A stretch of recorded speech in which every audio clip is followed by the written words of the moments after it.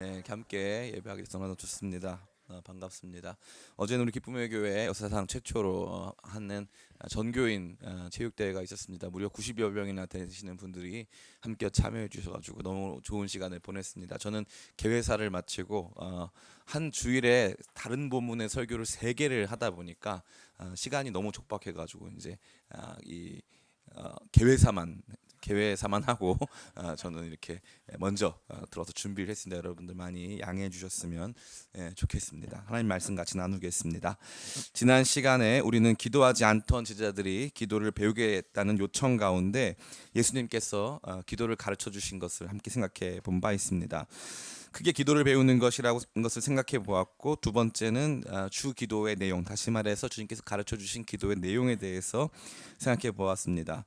제자들과 예수님을 구분짓는 가장 중요한 기준점이 바로 기도라 했습니다. 제자들은 기도 안 했고 예수님은 기도하셨습니다. 제자들이 하는 대부분의 것들은 다 예수님께서 하셨던 것들인데, 제자들이 결코 하지 않았던 것은 예수님이 하신 기도는 제자들이 하지 않았다는 것입니다. 예수님이 기도하시는 모습을 보고 제자들은 기도 배우기를 원했습니다. 기도는 그냥 하는 것이 아니고 배워서 하는 것인 것을 저와 여러분에게 알려주는 귀한 본문이 아닐 수 없습니다. 우리가 평생 힘써야 하는 것은 날마다 기도의 정신과 태도, 내용을 배우면서 더 높은 경지의 기도자가 되어가는 것입니다. 또한 우리가 하는 기도가 우리가 누구에게 속하였는지를 보여준다 말씀드렸습니다. 세례 요한의 제자들은 세례 요한에게 배운 기도를 합니다. 예수님의 제자들은 예수님에게 속한 기도를 하기에 기도 자체가 정체성이고 기도가 신학이다라고 말씀드린 바 있습니다. 세상에는 신학이 없는 신자는 없습니다. 사실 세상에는 신학이 없는 사람도 없습니다. 모두 다 하나님은 누구이며 하나님 나한테 어떤 일을 행해 주시는지에 대한 자기만의 체계, 자기만의 철학을 분명히 갖고 있습니다. 그러나 그것을 본인이 알지 못하거나 그것을 더 분명하게 깨닫지 못하기 때문에 그런 것이지, 신학이 없고 아무런 체계가 없는 신앙생활을 하는 사람들은 단 한 사람도 없다는 것이죠. 그러한 내가 가지고 있는 신학이 무엇인가를 가장 극명하게 보여주는 것이 바로 기도라 했습니다. 그러기에 예수님께 속하였다면 우리는 예수님이 말씀하시는 기도를 배워야 한다는 것을 지난 시간에 함께 생각해 보았습니다. 주님께서 가르쳐 주신 주 기도가 바로 우리가 해야 하는 바로 그 기도라는 것을 또한 말씀드린 바 있습니다. 이 기도는 먼저 아버지와 자녀와의 대화라 했습니다. 기도 받으시는 분이 아버지라고 하는 대상임을 우리는 다시 한번 생각해 본 적이 있습니다. 이 기도는 또한 나 중심의 기도가 아니라 하나님 아버지 우선의 기도이며 우리 중심의 기도라 말씀드린 바 있습니다. 참 흥미롭습니다. 아버지의 이름의 영광과 그 나라를 위해 기도하고 다른 이들의 죄를 용서하며 또한 사죄받고 유혹에서 건짐받기 위해서 기도하는 것이라 말씀드린 바 있습니다. 이렇게 듣고 나면 참 기독교의 기도가 우리의 일상생활과는 가깝지 않다라고 생각할 수 있습니다. 그러나 가만히 보면 이 기도의 중심에, 이 기도의 정 가운데 뭐가 있죠? 날마다 우리에게 일용할 양식을 주시옵고 하는 말씀이 있습니다. 우리가 봤을 때 나의 필요보다 하나님의 영광을 먼저 구하니까 이거는 나이가 좀 후순위로 밀리고 내 필요가 당장 급한 것이 아닌 것처럼 취급받기에 이 기도가 좀 별로다라고 생각할 수 있는데, 가만히 보니까 이게 우리가 기도해야 하는 정중앙에 우리 자신의 필요가 들어있음을 우리는 보게 되는 것입니다. 마치 귀한 선물을 귀한 포장지에 싸듯이 우리가 가지고 있는 삶의 필요와 우리 일상의 모든 갈망들을 하나님 나라의 영광과 우리에게 속한 사람들에 대한 용서, 그 중간에 우리의 마음의 필요들을 쌓아 주님께 올려드리는 거룩하고 아름다운 기도인 것을 우리는 지난 시간에 살펴본 바 있습니다. 그래서 제가 여러분에게 들려드린 음악이 하나 있었어요. 영화 미션에 나오는 음악입니다. 하늘의 뜻을 땅에서도 라는 음악이었어요. 아래쪽에서는 북소리가 막 울려 퍼지었습니다. 그러나 위쪽에서는 아름다운 멜로디와 하모니가 울려 퍼지는 노래였죠.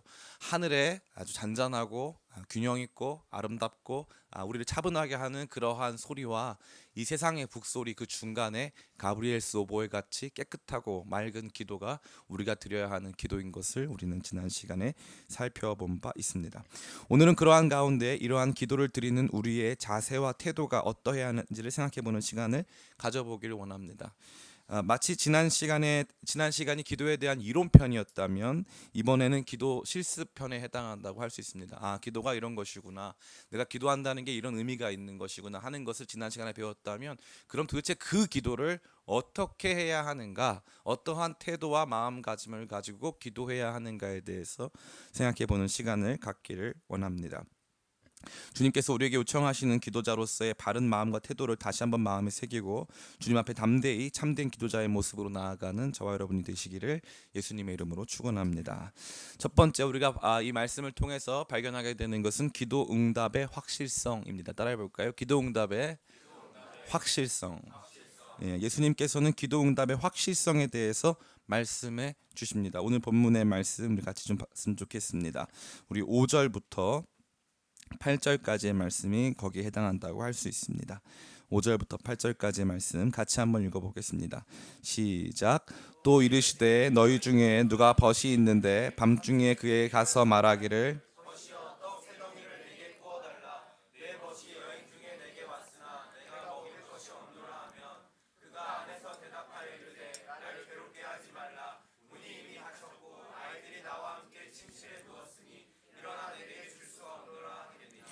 내가 너희에게 말하노니 비록 벗됨으로 인하여서는 일어나 주지 아니할지라도 그 간청함으로 일어나 그 요구대로 주리라. 아멘.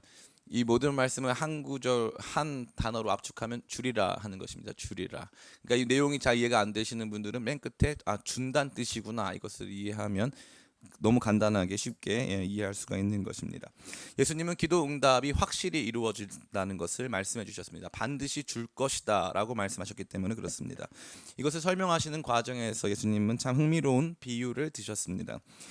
두 사람이 있습니다. 한 사람의 집에는 밤늦게 친구가 찾아왔습니다. 그 친구가 시장했는지 그 친구가 음식을 요구했는데 자기 집에는 음식이 없기 때문에 또 다른 친구의 집에 가서 음식을 빌려오는 장면을 예수님께서는 비유의 말씀으로 말씀해 주는 것입니다.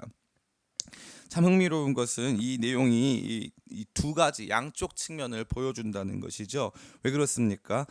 기도를 다시 말해서 요청을 받아야 하는 사람은 굉장히 난처한 상황 속에 놓여져 있습니다. 이미 밤이 깊었고 나는 자녀들과 함께 이미 잠자리에 누웠기 때문에 내가 다시 일어나서 음식을 꺼내어 주는 것이 굉장히 불편한 일이라는 것을 예수님께서 세팅해서 말씀해 주시는 것입니다. 다시 말해 그 요구를 들어주는 일이 굉장히 불편한 일이다라는 것을 보여준다는 것이죠.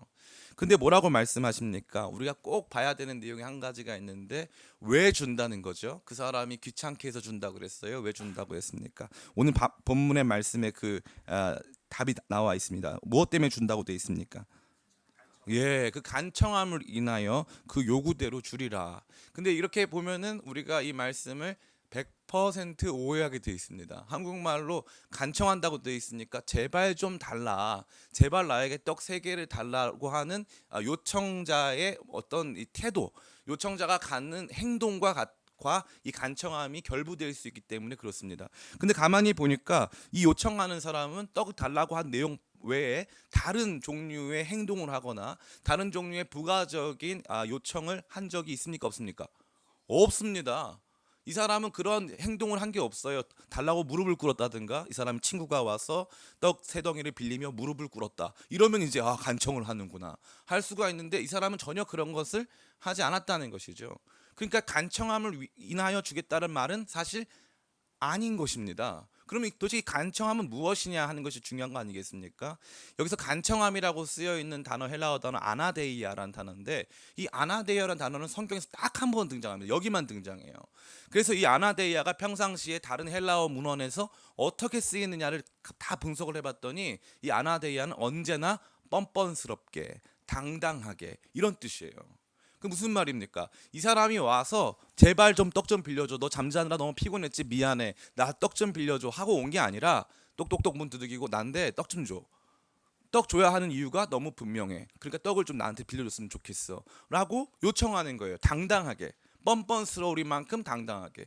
그 내용을 가지고 여기 보면 이 말씀 다시 보면 확실히 이해가 됩니다. 8절에 내가 너에게 말하노니 비록 벗됨으로 인하여서는 일어나 주지 아니할지라도 친해서 준다는 게 아니에요. 벗됨으로 인했다는 것은 서로 친하니까 친구 관계니까 얘가 날 좀 귀찮게 해도 우리가 평상시 의리가 있지 이게 아니라 지금 나에게 요청하는 이 요청이 너무 정당하기 때문에 줄 수밖에 없다는 뜻입니다. 그 참 흥미롭습니다. 그러면 무슨 뜻이죠? 이것은 비유 아니겠습니까? 지금 떡을 빌리러 온 사람은 기도자고 이 떡을 빌려주는 사람은 다시 말해서 하나님의 역할이 되는 것입니다. 하나님께 나아가서 정당하게 기도했기 때문에 그 관계와 상관없이 그 기도의 내용이 정당하기에 줄 수밖에 없다라고 하는 내용을 설명해 주시는 것입니다. 이게 바로 기도 응답의 확실성입니다. 다시 말해 우리가 주님께 드리는 기도가 정당하기에 우리가 주님께 드리는 기도가 정당하다면 주님께서는 그 관계와 상관없이 우리의 기도에 응답하실 수밖에 없다. 그 요구대로 주리라 하는 기도 응답의 확실성을 저와 여러분에게 말씀해 주신다는 것입니다. 저는 예전에 기도를 많이 했어요. 지금보다 더 많이 했던 것 같아요. 기도를 많이 했을 때 사실은 마음에 낙심할 때가 많이 있었습니다. 왜냐하면은 기도 응답이 안 이루어지는 것처럼 보이는 날들이 너무 많았기 때문에 그래요. 그렇기 때문에 제가 기도에 대한 이 낙심을 하고 기도를 많이 안 했어요. 그런데 가만히 보니까 어느가 이 말씀을 딱 읽었는데 확실히 주시겠다는 뜻이구나 라는 걸 발견하게 된 거죠. 그럼 언제 주시냐? 내가 당당할 때. 그럼 난 언제 당당하냐? 내 요청과 요구가 정당할 때. 이것입니다. 그러면 오늘 이 사람이 떡을 빌리러 온 사람의 요청과 요구가 얼마나 어떻게 정당한 것인가? 우리 두 가지 차원에서 볼 수가 있는데 첫 번째 차원은 온 인류 전통, 온 인류 이 전체를 생각해 봤을 때도 충분히 납득이 가능한 것입니다. 지금 이 떡을 나 먹자고 달라는 거예요? 아니면은 다른 사람 먹이려고 달라는 거예요? 그렇죠. 나 먹자고 달라는 게 아니에요. 그죠? 나 먹자고 달라는 게 아니에요. 그리고 심지어 이 사람의 태도가 어때요? 나와서 이렇게 말을 합니다. 야, 떡이나 줘. 이렇게 말하지 않고 굉장히 다정한 말로 이야기합니다. 이렇게 말해요. 5절 말씀입니다. 제가 읽어드리겠습니다. 또 이르시되 너희 중에 누가 벗이 있는데 밤중에 그에 가서 말하기를 벗이여 떡 세 덩이를 내게 구워달라. 여기 그냥 야 이렇게 말하지 않고 친구야 이렇게 됐어요. 친구야. 뭐 아쉬울 땐 들려만 하잖아요. 친구야 이렇게 사랑하는 여보 뭐 이런 거 하잖아요. 그죠? 친구야 떡 세 덩이 좀 나한테 구워줄래? 이거는 굉장히 다정한 표현이고 뿐만 아니라 굉장히 친밀한 표현인 거죠. 그러니까 이 사람은 사실 굉장히 강하게 요청한 게 아니에요. 그리고 내용을 들어봤더니 자기 먹겠다고 한 것이 아니에요. 그러니까 이건 나를 위한 기도가 아니라는 거죠. 그죠? 가만히 보니까 나 먹자는 기도가 아니에요. 그래서 이 말씀을 가만히 생각해 보면 다시 주기도문이 생각나는 거예요. 그죠? 주기도문에 절대 안 나오는 게 뭐라 그랬어요? 1인칭 단수는 나오지 않아요. 주기도문은 언제나 1인칭 복수예요. 우리의 기도를 들어달라는 거고 우리의 필요에 응답해달라는 것이고 우리의 죄를 사해달라는 것이고 우리를 구원해달라는 기도예요. 나 혼자만을 위한 기도가 아니고 우리 모두를 위한 기도를 하나님께 드리고 있을 때 우리의 마음이 어떻다는 거예요? 우리 마음 당당하다 이거예요. 하나님 앞에 하나님의 나라 그분의 이름과 하나님 나라의 영광을 구하면서 그 영광을 추구하는 가운데서 우리의 필요를 주님께 아뢰을 때 우리의 기도는 너무 당당해서 늦은 밤에 이 잠자리에 누워있는 사람이 일어나서도 벗됨으로 다시 말해서 친구에서 주는 게 아니라 그 내용이 너무 귀하고 가치가 있기 때문에 준다는 거죠. 또 다른 하나의 차원은 이 히브리 문화, 히브리 사람들의 문화에서도 찾을 수가 있는데 히브리 사람들의 굉장히 중요한 전통이 무엇이냐 하면은 손님 접대의 문화입니다. 손님 접대의 문화. 이것을 제일 잘 보여주는 장면은 창세기 17장이라고 할 수 있습니다. 창세기 17장에 이 아브라함이 이 창세기 18장이죠. 창세기 18장에 아브라함이 이 하나님과 천사들을 영접해서 대접을 합니다. 누가 하나님인지 누가 천사들인지 뭔지 알지 못하기 때문에 어떤 손님이든지 극진하게 대접하는 것이 바로 이 히브리인들의 전통이 되는 것이죠. 당시의 사람들은 낮에 너무 뜨거운 태양을 피하여서 초저녁쯤에 혹은 새벽에 여행을 하곤 했습니다. 초저녁에 출발한 사람이 늦은 밤에 자기 집에 도착했는데 먹을 것이 없을 때 이 사람은 그것을 음식을 제공해야 되는 당연한 의무감이 있었고 자기가 그런 의무를 지키지 못했을 때는 그건 굉장히 수치스러운 것이었기 때문에 이것을 반드시 줄 수밖에 없다는 당위성이 성립했습니다. 그리고 제일 충격적인 것은 뭐예요? 떡을 달라 그랬어요? 구워달라 그랬어요? 구워달라 그랬어요. 그러니까 이 사람은요 지금 이 사람이 하는 모든 내용은 어떻게 보면 누구도 거절하기가 쉽지가 않은 내용인 것이고 뿐만 아니라 이건 너무 정당해서 이런 필요들을 제공해 줄 수밖에 없는 내용인 것을 우리는 본문의 말씀을 통해 강하게 보게 된다는 것입니다. 이 내용 하나도 이해 못해도 상관없는데 제일 중요한 게 무엇이냐 하면 우리 그리스도인들이 갖는 기도의 정신은 기도 응답의 확실성에서부터 출발한다는 거예요. 반드시 기도는 응답해 주신다. 제가 이 말씀을 듣고, 그러니까 성경에서 봤지만 성령께서 제 안에서 이 말씀에 대한 감동을 주셔서 듣고 나서 너무 제 마음이 기쁜 거예요. 너무 제 마음이.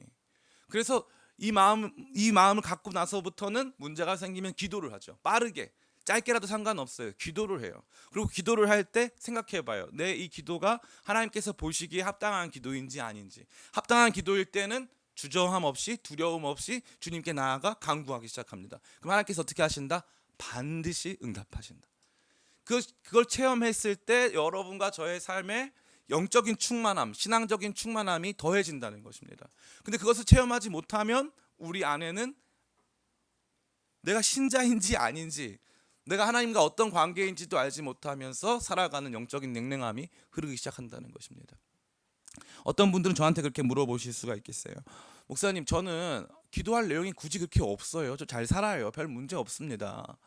예, 우리의 기도는, 나의 기도는 사실 별 문제가 없을 수도 있어요. 그런데 여기 기도는 뭐라 그랬어요? 나의 기도라 그랬어요? 우리의 기도라 그랬어요? 우리의 기도라 그랬어요. 그러니까 우리의 기도라고 생각하는 순간 기도가 떨어질 일이 있다 없다? 없어요. 우리의 기도니까. 나는 지금 밥을 잘 먹었지만 밥을 못 먹고 있는 사람이 있을 수 있잖아요. 나는 지금 행복한 시간을 보내고 있지만 지금 행복하지 못한 삶을 보내는 사람이 존재할 수 있잖아요. 얼마 전에 의붓 아버지가 의붓 딸을 살해한 사건이 일어났습니다. 국민 모두가 그 일에 대해서 경악을 했죠. 그 딸이 겪고 있는 삶은 지옥 그 자체였어요. 엄마가 재혼을 했는데 의붓 아버지가 자기를 성추행, 강간 미수를 하려고 한 것이죠. 그런데 아버지랑은 왜 이혼했냐면 아버지가 때려서 폭력적인, 원래 친아버지가 폭력적인 아버지여서 자기도 때리고 엄마도 때리고 하니까 이혼을 했어요. 근데 이 딸이 의지할 곳이 없으니까 자기 친아버지 집에 가 있는 거죠. 그래서 아빠한테 얘기했더니 아빠가 전화로 의붓 아버지한테 당신 내가 성추행이랑 강간 미수로 신고할 거야. 그랬더니 딸을 유인해 내 가지고 그 딸을 죽인 거 아니겠습니까? 이런 얘기를 듣고 나면 기도가 나오세요, 안 나오세요? 나오죠. 나밖에 없는 사람은 기도 안 나와요. 그런데 이 기도는 누구의 기도라 그랬어요? 우리의 기도라 그랬어요. 우리의 기도. 지금 이 떡 얻으러 온 사람 나 먹으려고 얻으러 왔어요? 아니죠. 이 늦은 밤에 자기 친구네 집에 가가지고 떡 세 덩이를 빌리는데 나 배고파서 빌리는 것 아니고 오늘 밤에 손님이 왔는데 지금 시장에 보인다. 그러니까 당당한 거예요. 그러니까 우리의 기도를 하니까. 많은 분들이 이 우리의 기도에 대해서 우리의 기도의 간접성, 다시 말해서 내가 빠르게 기도하는 게 훨씬 좋겠다라고 생각하는 분이 계시는데 절대 그렇지 않습니다. 교회는 기도 공동체입니다. 교회는 기도 공동체. 여러분이 충분히 기도하지 못할 때도 여러분을 위해서 기도하는 목사님들, 여러분을 위해서 기도하시는 성도님들이 많이 계세요. 아멘. 그러한 성도님들이 함께 기도하는 가운데서 내 삶의 문제들이 그 기도 가운데, 그 눈물 가운데 함께 해결되고 있으면 우리를 많이 보게 되는 것입니다.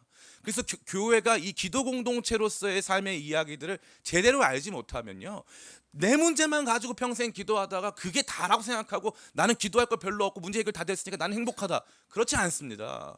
교회가는 늘 눈물이 흘러야 돼요. 교회 안에는 늘 누군가의 고통이 함께 이야기되고 그것으로 말미암아 같이 기도하고 그 문제를 같이 씨름할 수 있는 공동체가 되어야 한다는 것입니다. 너희 중에 누가 아프지 아니하면 내가 아프지 아니하더냐. 너희 중에 누가 기쁘면 내가 기쁘지 아니하더냐. 사도 바울의 마음 안에는 언제나 이 마음이 있는 거예요. 우리의 기도. 저는 우리 기쁨의 교회가 우리의 기도를 회복하기를 원합니다. 그리고 우리의 기도는요, 확실한 응답의 보증이 놓여진 기도입니다. 내가 나를 위해서 기도하는 게 아니고 내가 남을 위해서 기도하기 시작할 때 확실한 응답의 보증이 확실히 일어난다는 것입니다. 저는 이러한 관련된 예화들을 너무나도 많이 드릴 수가 있습니다. 그러나 예화가 여러분의 초점을 흐릴 수 있기 때문에 도리어 여러분이 더 붙잡아야 될 것은 우리의 기도는 확실히 응답된다. 이 한 가지를 꼭 붙잡으시기 간절히 바랍니다. 지금 이루어지지 않는다 할지라도 하나님의 때에 하나님의 방법으로 하나님의 뜻이 각 사람의 삶 속에 온전히 임하는 것입니다. 그래서 기쁨의 교회가 함께 기도하는 이 거룩한 전통, 함께 기도하는 이 거룩한 역동성 안에 머물러 있을 때 우리 온 교회가 기도의 유익을 함께 누리는 줄을 믿습니다. 전 여러분들이 그렇게 기도하게 되길 간절히 바랍니다. 뿐만 아니라 여러분이 하는 이 기도가 주기도의 정신 가운데 꼭 놓여지길 간절히 바랍니다. 야고보서 4장 2절 하반절에서 3절은 이와 관련된 말씀을 전해주고 있습니다. 제가 읽어드리겠습니다. 너희가 얻지 못함은 구하지 아니하기 때문이요 구하여도 받지 못함은 정욕으로 쓰려고 잘못 구하기 때문이라. 구하여도 얻지 못함은 내 마음대로 정욕으로 쓰려고 잘못 구하고 있다는 것입니다. 내가 원하는 대로 살기 위한 기도, 나밖에 모르는 기도, 내 필요를 향한 기도. 저희 기쁨의 교회가 이 선교사님들을 위해서 청년 예배 때마다 정말 금 같은 시간 10분에서 15분 정도를 할애해서 선교사님들의 기도 제목을 다 내놓고 기도를 합니다. 어떤 분은 생각할 수 있어요. 당장 우리 교회 내가 은혜 받는 게 중요한데 왜 저런 기도를 할까? 여러분, 우리의 기도는 세계를 움직이는 줄 믿습니다. 우리의 기도는 세계를 움직여요. 기쁨의 교회 작죠. 우리 교회 작습니다. 볼 거 아무것도 없어요. 그러나 우리 기쁨의 교회 정신은 작지 않습니다. 기쁨의 교회 능력은 작아요. 돈도 별로 없습니다. 대단한 교회 아니에요. 그러나 하나님께서 우리 기쁨의 교회를 이 땅에 세우시고 여기서 행하시는 위대한 역사 속에 우리는 전 세계에 놓여져 있는 주님의 몸된 교회, 교회들을 위한 교회로 여기 서 있는 것인 줄 믿습니다. 그래서 우리의 기도에는 열방의 교회의 기도 제목이 담겨야 하고 우리의 기도에는 이 시대의 기도 제목이 담겨야 합니다. 우리의 정욕대로 쓰기 위한 요청이 아닌 하나님 나라의 영광을 위한, 주님의 이름이 거룩히 여김을 받으시고 하나님의 나라가 이 땅 가운데 온전히 임하는 것을 위한 기도이기에 우리의 기도는 당당하며 그 기도는 주께서 원하시는 뜻 가운데 온전히 응답되고 있음을 확신하시게 되시기를 예수님의 이름으로 축원합니다. 두 번째, 이 기도자의 자세와 태도가 나타나 있습니다. 이와 같은 기도 응답의 확실성을 담보한 이후에 기도자가 그러면 어떻게 기도하여야 하는가에 대한 말씀이 오늘 본문에 나타나 있습니다. 오늘 본문의 말씀 같이 읽어봤으면 좋겠습니다. 우리 8절, 죄송합니다. 9절과 10절 같이 한번 읽어보겠습니다. 9절과 10절 같이 읽겠습니다. 시작. 내가 또 너희에게 이르노니 구하라 그러면 너희에게 주실 것이요 찾으라 그러면 찾아낼 것이요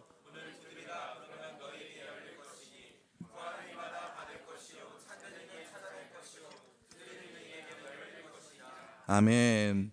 네, 이제 기도자 이렇기 때문에 너희가 기도해야 되는 삶의 태도, 기도의 태도는 이와 같다라고 말씀하시면서 처음에 구하라라고 말씀하십니다. 두 번째는 찾으라라고 말씀하십니다. 문을 두드리라라고 말씀하시죠. 이 구하라, 찾으라, 두드리라 이 패턴은 굉장히 독특한 패턴입니다. 구한다는 것은 아직 받지 않았다는 뜻이고 찾으라는 것은 받았지만 어디에 있는지를 모르겠다는 뜻이고 두드리라는 것은 거기에 있는지는 알겠는데 열려있지 않다는 뜻입니다. 그러니까 아직 우리 가운데 온전히 주어지지 않은 그 무언가를 향해서 끊임없이 추구하는 내용을 보여주고 있다는 거죠. 뿐만 아니라 여기 사용된 동사들, 명령어 동사들은 언제나 미완료 시제, 다시 말해서 계속적으로 그 일들을 하라고 촉구할 때 쓰이는 헬라어 문법 상황 속에 놓여져 있다는 것입니다. 그냥 한번 구해봐라, 한번 찾아봐라, 한번 두들겨봐라가 아니라 끊임없이 계속 구하고 계속 찾고 계속 두드려라 라고 하는 주님의 강력한 명령이요 요청이 기도자들에게 주어져 있는 것입니다. 그냥 한번 기도하고 말고 한번 찾아보고 말고 하는 수준이 아닙니다. 구한 다음에는 뭐 하라는 거예요? 구한 다음에 구하여서 이미 주어진 그것들을 찾아내라는 것입니다. 기도 응답은 우리 가운데 이미 주어져 있다는 것이죠. 그러나 우리가 그것을 발견한다 못한다? 못한다는 것입니다. 구하는 부분이 계속적으로 요청될 뿐만 아니라 찾는 것이 요청되고 그 다음에 문 두드리는 것이 요청됩니다. 이거 두 가지가 다 가능한데 첫 번째는 뭐가 가능하냐 하면은 순차적으로도 가능해요. 다시 말해서 구하고 찾고 문을 두들겨서 얻게 되는 이 과정도 가능하고 다른 것은 산발적으로도 가능합니다. 다시 말해서 찾을 수도 있고 구할 수도 있고 두들길 수도 있는 것입니다. 그것이 무엇인지는 정확하게 알 수가 없죠. 그러나 확실한 것은 이것입니다. 주님께서 요청하시는 것은 계속 열정적으로 끊임없이 기도할 것을 말씀하고 있다는 것입니다. 사랑하는 성도 여러분, 주님께서는 이 기도의 정신, 주기도라고 하는 정신을 보여주셨고 주기도의 정신을 가진 사람이 반드시 기도 응답을 받을 수밖에 없다라고 하는 기도 응답의 확실성을 말씀하신 이후에 그 확실성을 가진 사람들이 그냥 그 확실성에 머무르지 말고 실제적인 기도 응답을 얻도록 끊임없이 기도의 삶으로 나아가도록 촉구하고 있는 것입니다. 기도자의 삶은 끊임없이 요구하며 끊임없이 찾아가고 끊임없이 문을 두들기는 상황 속에 놓여져 있는 것입니다. 많은 사람들이 기도 응답에 대하여서 굉장히 피상적인 지식을 갖고 있습니다. 다시 말해서 기도 응답이 안 이루어질 수도 있으니 기도하고 나면 뭐 알아서 하시겠지라는 생각을 하실 때가 너무나도 많다는 것입니다. 그러다 보면 대부분 놓치는 게 이미 우리에게 주어진 응답들을 놓치는 거죠. 이미 우리에게 주어진 응답들을 놓치는 것입니다. 제가 얼마 전에 이 금요 기도회 때도 이 예화를 말씀드린 적이 있는데, 제가 너무나도 열심히 기도했기 때문에 이 기도와 관련된 응답은 제가 말씀드리지 않을 수가 없습니다. 몇 년에 걸쳐서 제가 기도한 것은 이제 저희 어머니를 위해서 기도했어요. 저희 어머니 위해서 기도하는 가운데 이제 저희 기쁨의 교회와 이 과거 우리 명인교회가 합병할 당시에 이 교회가 하나 없어지는 것은 사실 목회자에게 있어서는 크나큰 아픔이요, 또 내적인 외상이 될 수 있겠다 판단이 들어서 끊임없이 기도한 내용이 뭐냐면 보람이 있는 노년이 되게 해달라고 기도를 했어요. 보람 있는 노년이 되게 해달라. 근데 보람이 있는 노년이 되게 해달라고 기도를 수년 동안 보람 있게 해주세요. 보람 있게 해주세요. 그게 무슨 뭐 금전적인 보상 이런 게 아니라 내가 지나왔던 모든 사역들이 가치 있고 보람 있게 마무리될 수 있도록 저희 어머니의 사역이 가치 있게 마무리될 수 있도록 주여 함께 해달라는 기도를 수년에 걸쳐 해왔단 말이죠. 근데 제가 사실은 그 전까지는 이 기도를 했던 사실을 까먹고 있었어요. 한 1년 정도 까먹었어요. 제가 이 기도한 내용을 까먹고 있던 거죠. 응답이 어떻게 이루어졌는지도 전 몰랐던 거죠. 그런데 최근에 무슨 일이 발생했습니까? 우리 화요일날, 수요일날, 또 목요일날 있는 영성 기도회가 부흥하기 시작했어요. 하나님께서 신월동에 있던 기도파를 그대로 들어 올리셔서 여기다가 딱 심어주셨어요. 마치 이 모내기를 하듯이 그대로 해가지고 여기 논에다가 팍 심으시더라고요. 이런 일이 있구나, 신기했어요. 기도파들이 와가지고 아마 저분들이 저만 있었으면 우리 교회 정착 안 하셨을 거예요. 와봤더니 이건 우리가 하던 기도보다 더 시끄럽게 열심히 한다 해가지고 더 아마 기쁨으로 오셨던 것 같습니다. 그러한 모습으로 오셨어요. 그래서 기도 인원이 줄어들 줄 알았더니 많아졌어요. 더 흥미로운 것은 무엇입니까? 갑자기 우리 이 교회의 젊은 딸들이 27세, 뭐 94년생, 뭐 이런 딸들이, 뭐 92년생들 이런 딸들이 대거 영성 기도에 참석하기 시작했어요. 거의 권사님 느낌으로. 거기 참여해가지고 막 기도를 하고, 목사님은 왜 기도 안 하냐고 저를 정죄하고, 목사님도 와서 기도를 해라 막. 제가 어떨 때 보면 얘네가 이상하다, 우리 엄마 같다, 막 이런 생각이 들 때가 있어요. 그리고 났는데 저는 그 당시도 그걸 몰랐어요. 근데 그러고 나서 어느 날 기도를 하는데 주님께서 저한테 말씀하시는 거예요. 응답됐지? 이렇게 말씀하시는 거예요. 저는 몰랐거든요. 그게 응답을 생각을 못했어요. 무슨 말이에요? 찾아보진 않았던 거예요. 주님 어떻게 응답이 된 것이죠? 이거 어떻게 주님께서 일하신 것이죠? 저는 몰랐다는 거죠. 저희 어머니가 20년 넘게 이 중국 선교를 하셨어요. 중국 선교를 하셨는데 열매가 안 맺혀지는 거예요. 제가 너무 답답했어요. 요즘에 중국 땅값이 많이 올랐잖아요. 제가 초반부터 중국의 부동산을 사자고 그렇게 얘기를 많이 했는데 그렇게 말을 안 듣고 어디 월세를 갖다 많이 바쳤어요. 거기다가. 그래가지고 제가 마음이 많이 상했었어요. 선교는 그렇게 하는 게 아니다, 막 이러면서 제가 막 그랬었어요. 보람이 없는 줄 알았어요. 근데 지금 가만히 보니까 지금 이 중국 팀장님이 누구시냐 하면 그의 며느리가 뭐 저랑 부부싸움을 해도 자기는 중국은 가야 된다, 중국은 사역을 해야 된다, 그래가지고 막 사람들을 모아서 막 하는 거예요. 주님께서 기도를 응답해 주셨어요. 저는 그럴 줄은 몰랐거든요. 며느리가 선교의 후계자가 될 거라고는 상상을 못했어요. 그래서 마음이 피곤해요. 제가 무슨 말씀 드립니까? 몰랐다는 거예요. 몰랐어요. 이게 어떻게 결론되어질지를 몰랐다는 거죠. 근데 하나님 기도 응답의 확실성, 제가 저 위해서 기도한 거 아니잖아요. 제가 저희 어머니 노년에 뭐 부자로 살게 달라고 기도한 거 아니에요. 그 모든 사역이 아름답게 열매 맺도록 기도한 거예요. 그게 어떻게 될지는 몰랐어요. 그런데 저는 그 기도를 하는 과정에서 당당함이 있었어요. 그 당당함이 무엇이냐 하면 우리의 유익을 위해서 기도하는 게 아니었거든요. 진짜 그것에 필요한 가치들이 정말로 열매로 잘 나타나기를 간절히 바랬는데, 제가 알지 못하던 곳에서 알지 못하던 사람들이 와서 그것들을 이어가면서 가치 있고 이 의미 있는 일들이 벌어지기 시작한 것입니다. 주님께서 말씀하시는 거예요. 구하라, 찾으라, 두드리라. 그러면 뭐라고 말씀하세요? 구하는 자가 받겠고, 찾으면 찾겠고, 두드리는 사람 열린다. 열릴 수 있는 가능성이 없다면 안 두들기겠죠. 찾을 수 있는 가능성이 없다면 못 찾겠죠. 바다에서 모래 아래서 뭐 이렇게 무슨 보석 찾기처럼 힘든 일이라면 못 하겠죠. 그러나 두들기면 반드시 열리고 찾으면 반드시 찾게 될 것이고 구하면 반드시 얻게 된다. 그렇기 때문에 끊임없이 구하는 삶, 끊임없이 찾는 삶, 끊임없이 문을 두들기는 거룩한 기도자의 삶을 살 것을 주님께서 여러분에게 요청하시는 것입니다. 제가 몇 번씩 말씀드려도 전혀 아깝지 않은 제가 만든 제일 좋은 말이 하나 있는데, 하나님은 절대 기도를 멈추는 방식으로 응답하지 않으신다는 거예요. 기도를 멈추게 하는 방식으로 응답하지 않으신다. 그 기도가 딱 이루어지면 이제 기도할 필요 없는, 기도 끝, 이런 방식으로 절대 일하지 않으신다. 마치 지혜로운 부모가 자녀와의 대화의 끈을 얻기 위해서 자녀에게 모든 것을 다 주지 않고 언제든지 나에게 나와서 나랑 대화를 해야 무언가를 얻도록 하는 것처럼, 하나님 아버지께서도 끊임없이 이 대화의 끈, 끊임없이 이 관계의 끈을 이어가시고자 저와 여러분에게 기도의 삶을 요청하시면서 그러한 내용으로 구하고 찾고 두들길 수 있는 삶의 여지들을 남겨놔 주신 것입니다. 사랑하는 성도 여러분, 이제 말씀을 다 마치기를 원합니다. 오늘 본문의 말씀은 저와 여러분에게 큰 소망이 되는 말씀이 되길 저는 믿습니다. 그러한 가운데서 주님께서 말씀하십니다. 확실히 응답된다 이거예요. 그 간청함을 인하여 일어나 소용대로 주리라. 반드시 주리라 말씀하셨어요. 저는 지금 기도 가운데 낙심하신 분들 계시다면 여러분들을 다시 한번 도전합니다. 주님께서 주신다고 약속하셨어요. 그러니까 다시 한번 기도를 회복하시는 거예요. 다시 한번 그 기도 가운데 나오시는 거예요. 왜냐하면 하나님이 주시기로 약속하셨으니까. 근데 그 기도 응답의 확실성은 무엇을 통해 주신다는 거예요? 간청함.